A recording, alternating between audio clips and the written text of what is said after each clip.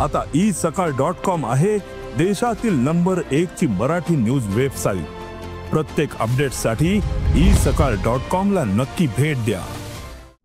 नमस्कार, मी रुचिता ॲग्रोन मध्ये आपल्या सर्वांचं स्वागत।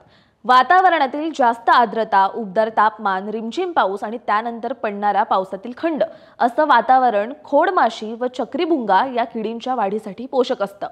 खोडमाशीचा प्रादुर्भाव पीक उगवणीनंतर 10 ते 15 दिवसांनी रोपावस्थेत सुरू होतो व तो पुढे पीक काढणीपर्यंत राहतो।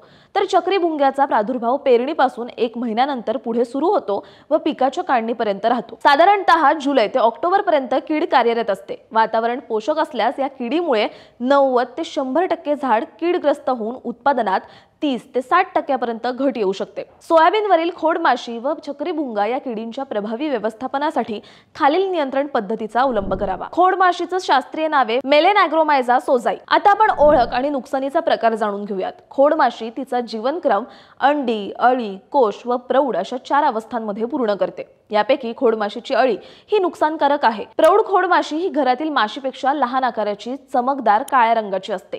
मादी माशी पानांच्या पेशीत फिकट पिवळसर रंगाची अंडी घालते। अंड्यातून 4 दिवसात पाय नसलेली पिवळसर रंगाची अळी बाहेर पडते। अळीचा तोंडाकडील भाग टोकदार व मागील भाग गोलाकार असतो। अळी पान पोखरून पानाच्या शिरेमधून देठात शिरते। देठातून खोडात शिरून आतील भाग खाते।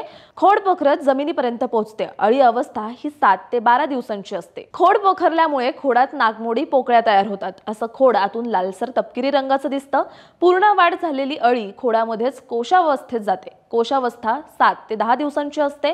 प्रौढ माशीला बाहेर येण्याकरता जमिनीलगत किंवा मोठ्या झाडावर वरच्या बाजूस अळी गोलाकार छिद्र करते। त्यातून नंतर प्रौढ माशी बाहेर पडते। प्रौढ अवस्था 5 दिवसांची असून किडीचा जीवनक्रम साधारणतः 21 ते 37 दिवसात पूर्ण होतो। वर्षभरात खोडमाशीच्या 8 ते 9 पिढ्या पूर्ण होतात। आता आपण नुकसानीची लक्षणं काय आहेत ते पाहूया। खोडमाशीच्या प्रादुर्भावामुळे लहान झाडे, पाने आणि फांद्या देखील सुकतात।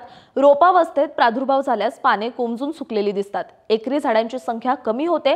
खोडमाशीच्या प्रादुर्भावामुळे झाडाच्या वाढीवर विपरीत परिणाम होतो। त्यामुळे झाडावरील फुलांची गळ होते। शेंगा कमी प्रमाणात लागतात। शेंगांमधील दाण्याचं वजन देखील कमी होतं। त्यामुळे उत्पादनात घट येते। आर्थिक नुकसान पातळी सरासरी 10 ते 15% खाली येते। पेरणीपूर्वी बियाणास थायोमेथॉक्झाम 30%, WS 6 मिली प्रति किलो बियाणे याप्रमाणे बीज प्रक्रिया केलेली असल्यास खोडमाशी, चक्रीभुंगा यासोबतच रस शोषक किडींच्या व्यवस्थापनास मदत होते।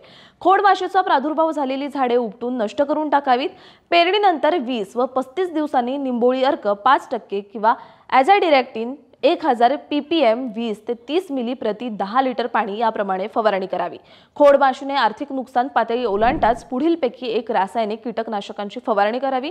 पुढील फवारणी 8 ते 15 दिवसांच्या अंतराने कीटकनाशक बदलून करावी। एकच एक कीटकनाशक वापरणं टाळावं। कीटकनाशकाचं नाव आणि ते वापराचं प्रमाण किती असतं ते पाहूया। इथिऑन 5% EC 30% मिली, क्लोरॅन्ट्रानिलिप्रोल 18.5% SC 3 मिली, एंडोक्साकार्प 15.80% EC 6.66 मिली, आयसोसायक्लोसेरॅम 9.2% DC 12 मिली, थायामेथॉक्झॅम 12.60% अधिक लॅम्बडा सायहॅलोथ्रिन 9.50% ZC संयुक्त कीटकनाशक 2 मिली, क्लोरॅन्ट्रानिलिप्रोल 9.30% अधिक लॅम्बडा सायहॅलोथ्रिन 4.60% ZC संयुक्त कीटकनाशक 4 मिली अशी फवारणी करावी। लॅम्बडा सायहॅलोथ्रिन 4.90% CS 6 मिली, कारटॅप हायड्रोक्लोराइड 4% अधिक फिप्रोनिल 0.50% CG संयुक्त कीटकनाशक 4 ग्रॅम। अशाच शेतीविषयक माहिती जाणून घेण्यासाठी ॲग्रोनला सबस्क्राइब करायला विसरू नका।